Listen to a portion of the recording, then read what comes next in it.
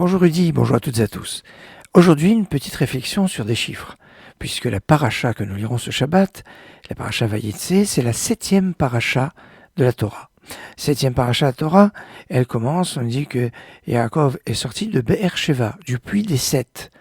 Il est sorti du puits des sept et il va se cacher pendant 14 ans, 2 fois 7, dans la yeshiva de Shem Ever. Et puis après, il va arriver chez Lavan. Et chez Lavan, il va travailler 7 ans pour se marier avec Rachel et travailler encore 7 ans pour se marier avec Rachel. Et oui, parce qu'au terme des 7 premières années, bien, au lieu de se marier avec Rachel, il l'a marié à Léa. Bon, en tout cas, 7 ans. Et puis, il va voir de Léa, la femme qui va avoir le plus d'enfants, avoir 7 enfants, 6 garçons et une fille. Quand on va voir l'ensemble, tous les descendants de Yaakov, qu'on va parler de la descendance d'Égypte, ils vont être 70. Les enfants de Rachel, qui est la femme principale de Yaakov avec ses petits-enfants, sont au nombre de 14. C'est remarquable parce que Yaakov a vécu 147 ans, qui est un multiple de 7, puisque c'est 21 fois 7. La valeur numérique de Yaakov, d'ailleurs, Yaakov 182, c'est 7 fois 26. Et Rachel, sa femme principale, c'est 238, c'est 7 fois 34. Alors le 7 est vraiment très présent dans cette paracha, qui est la 7e paracha de la Torah. Excellente journée.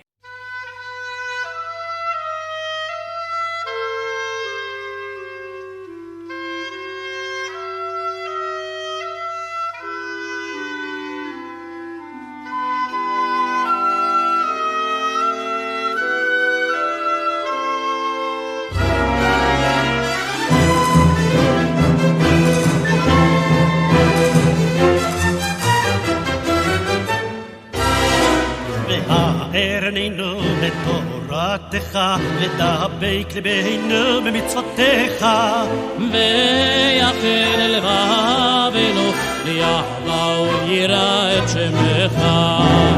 ערננו לתורתך, לדבק ליבנו במצוותיך, ויחל לבבנו לאהבה וליראה את שמך.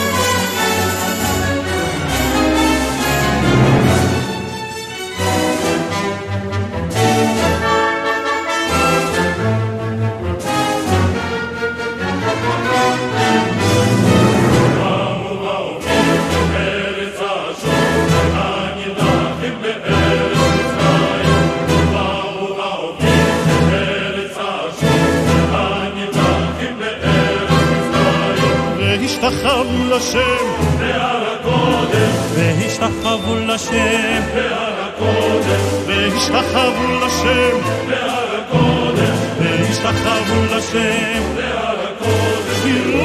ירושלים, ירושלים,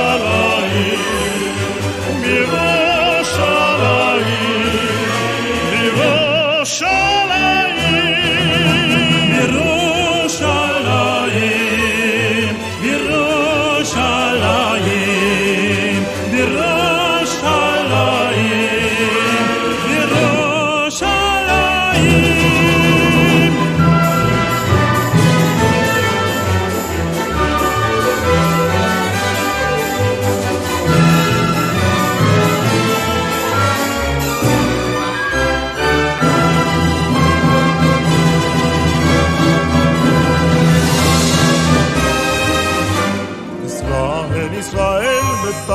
Hashem, Ezram umaginam hu.